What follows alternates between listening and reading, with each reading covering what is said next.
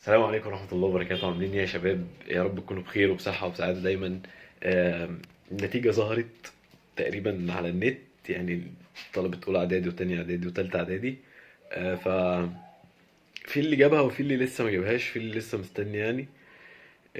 طبعا اللي جابها طبعا مش ده موضوع يعني انك جبتها وما جبتهاش. الموضوع ان في ناس دلوقتي يعني سعيدة، وفي ناس حزينة، وفي ناس يعني عادي الموضوع بالنسبة لها مش فارق كتير.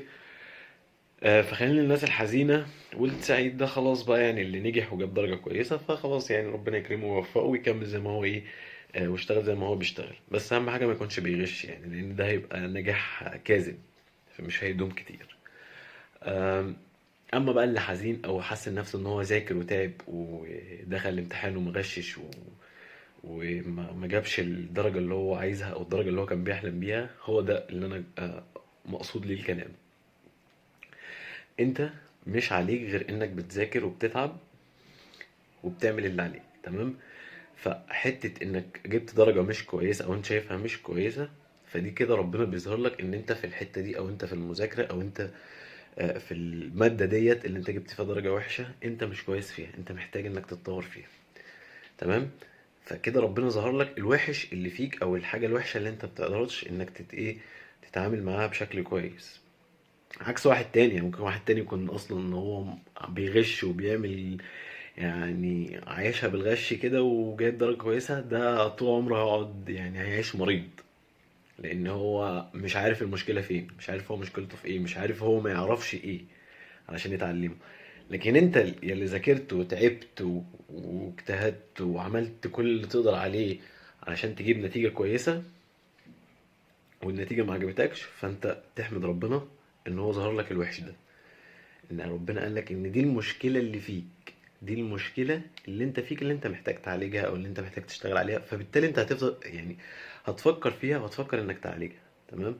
عارف لو انت غشيت وجبت درجه كويسه والدنيا حلوه وخلاص وجميله كده، لا، ما كنتش كنت هتفضل عايش بقى طول عمرك انت مش عارف ايه مشكلتك، مش عارف ايه اللي انت وحش فيه عشان تبدأ تطوره.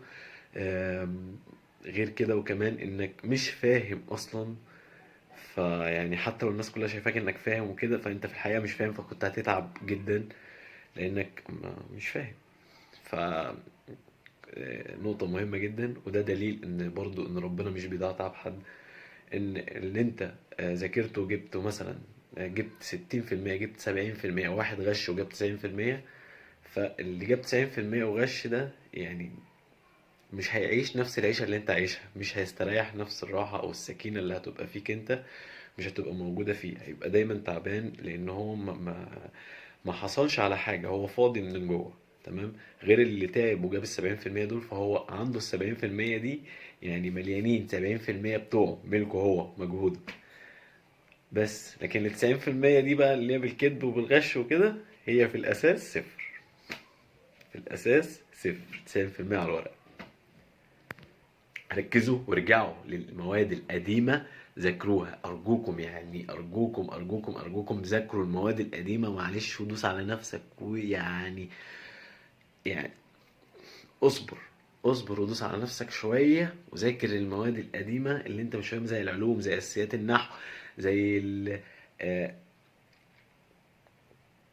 كذا مادة يعني من المواد. ممكن الدراسات يعني مش قوي، ولكن العلوم والنحو في العربي انا بركز عليهم اكتر، لان هم دول مكملين معاك فترة كبيرة جدا، مكملين معاك في اولى ثانوي وفي تانية ثانوي وفي تالتة ثانوي فما يعني ما ايه، ركز ركز وراجع نفسك تاني، واتعب على نفسك ودوس على نفسك وتحمل، اتحمل اتحمل اتحمل اي حاجه ممكن تواجهك. ارجوكم ارجوكم ارجوكم يعني والله العظيم من كل قلبي يا جدعان، ما تضيعوش الفرصه اللي في ايديكم، ما تضيعوش الفرصه اللي في ايديكم، والله من كل قلبي. ما تضيعش اليوم بتاعك كده على الفاضي، ما تضيعش الفرصه اللي من ايديك، ما تضيعش الفرصه من ايديك.